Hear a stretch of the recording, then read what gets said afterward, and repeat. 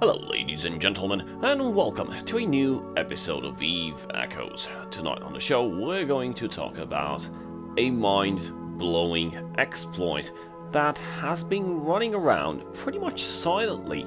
Not many know about it, but the ones that do know have taken considerable advantage from it. Before we get into the show, please throw in a like and a subscribe if you like what you're seeing here, and if you want to support my channel and help me keep this channel alive, please feel free to donate a monthly sum as small as $2, a link in the description via the YouTube channel membership. Let's start off with the right foot. What exactly is a game exploit?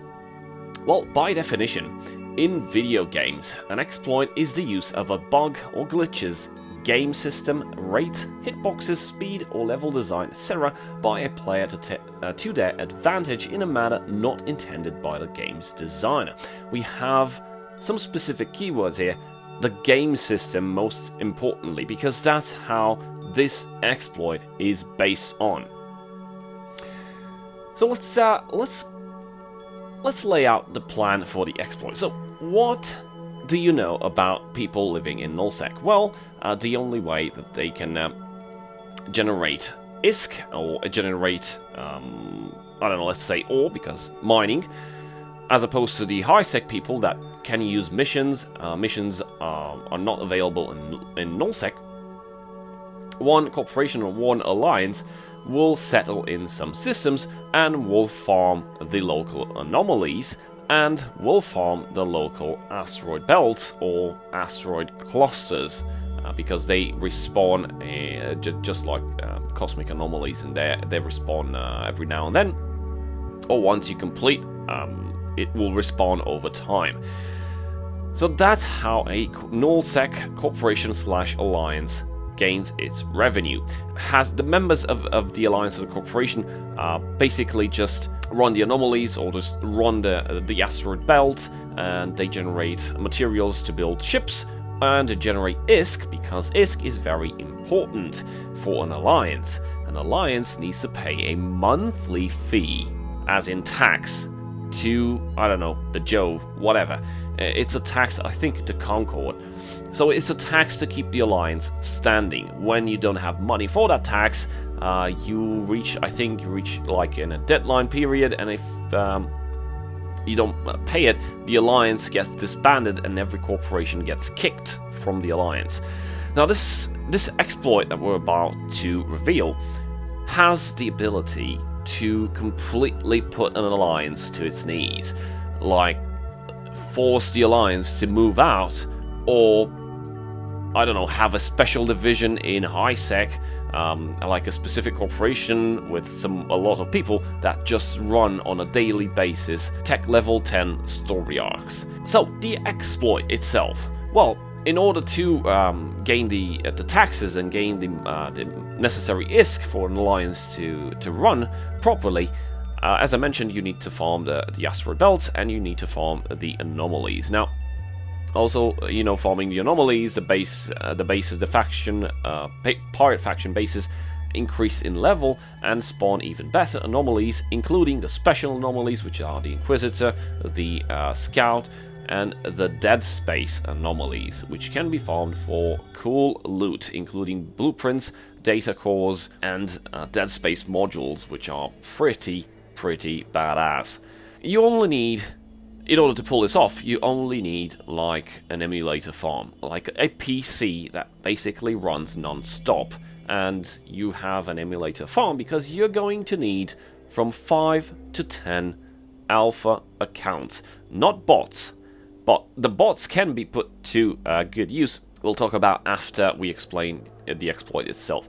So all you need to have is a set of 5 to 10 alternate accounts. They need to be accounts because you'll need to be logged in with them.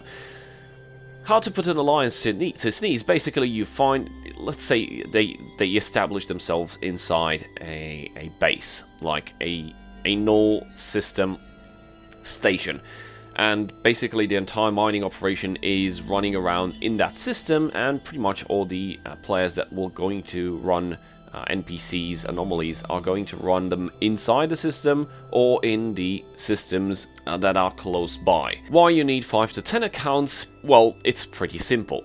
You need them, the accounts, to be at least tech level 5. Why? Because on tech level 5 you can buy, you guessed it, the Covert Ops cloaking device, and you can actually use it.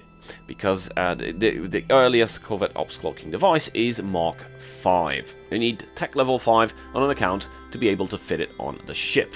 Now you need just a poop ship, and you need to basically go inside that system and plant an account into each of the asteroid belts. This is like, let's say for example, 5 or 6 asteroid belts. You place one of these alternate accounts inside, cloaked.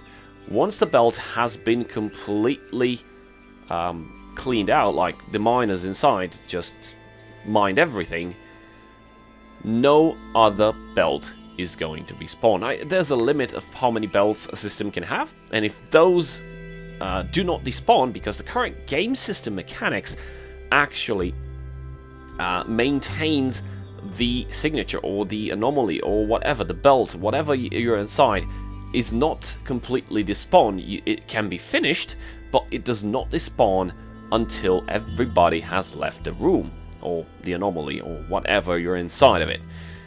Now, having one alternate account in a belt will lock that belt forever. Not necessarily forever, we'll talk about it immediately, but it severely, pretty much 99% cripples the mining operations that can be done in that system. So you need one alternate account in each of the asteroid belts. That's for the mining. Now, how do you completely destroy the economy, as in tax revenue? Because, you know, corporations have taxes, and taxes later on go, each CEO pays and contributes to the Alliance bigger tax. Well, it's pretty easy. There's two approaches here. Either go and, because we all know a system can have up to 10 maximum anomalies, you can have 10 accounts and just put them inside, cloaked of course, inside each anomaly, and when somebody comes and just finishes up the anomaly will never despawn. There you go, you broke the system. There's 10 anomalies that have been finished, never despawning, and that system will never be formed again. Of course, there's a counter to that, but it's pretty weak. We'll talk about it later. The second approach, which is much more bolder, you get like a small fleet of people. You can do this while the Alliance is distracted with, I don't know, an ongoing war, or I don't know, something else. The main fleet of the Alliance has gone somewhere and is not around the home system. You just come in with a small fleet of 5, 6, 7 people, let's say. You go directly to the pirate faction base. You take it down, but one of the pilots is actually an alt account, an alpha, with tech level 5 and a cloaking device on the ship, and will just remain there. Everyone just warps out. The pirate base has been destroyed, okay? This means that the pirate base is marked as completed. Now, one thing interesting about the systems and its anomalies, pirate anomalies, is that it can have 2, 3, or 4 anomalies that are generated by themselves by the system security, and they are not related to the pirate base. Now, all the other sites are basically being spawned or respawned by the pirate base, and not to mention also the special anomalies are also spawned by the pirate base. So once you destroy the pirate base but keep one cloaky ship inside, needs to be in an emulator farm, because it will need to stay there like forever. What happens then is, for example, somebody trying to do anomalies in that system will notice that after clearing all the anomalies, only 2 or 3 anomalies per hour will be spawned, and those are the anomalies from the system security. It's the anomalies based on the system, not on the pirate base. The pirate base is defunct. It's destroyed, but is not despawned. no other pirate base will respawn, meaning that system is in complete lockdown. It's mind-blowing. If you just put a cloaky ship inside a pirate base, that pirate base will not be reusable. It will not regenerate. It will not spawn other sites, like 12 to 14, 15 sites per hour. It will spawn nothing. It will not reset. No other base will be respawned. It will just stay there, broken as long as your cloaky ship sits inside. What that means is people won't have stuff to blow up in terms of NPCs. You do this for the system, the home base system, and for like 5-6 additional adjacent systems, and you have pretty much rendered that area of space completely useless to that alliance. And the alliance is either forced to move out or get disbanded. Why did I say there's a counter to it? Well, we all know on Wednesday there's a maintenance that's going on, and the servers get restarted, everybody gets kicked out, and the servers enter maintenance for 2 hours. And that's the only time that a base can respawn. Basically, whoever wants this upon you, this curse, this plague, and really wants to exploit the system, will just do the things again after downtime, and will ensure that your alliance has nothing to farm upon. Moreover, we all know that, as I mentioned, there's people running bot farms like in PI.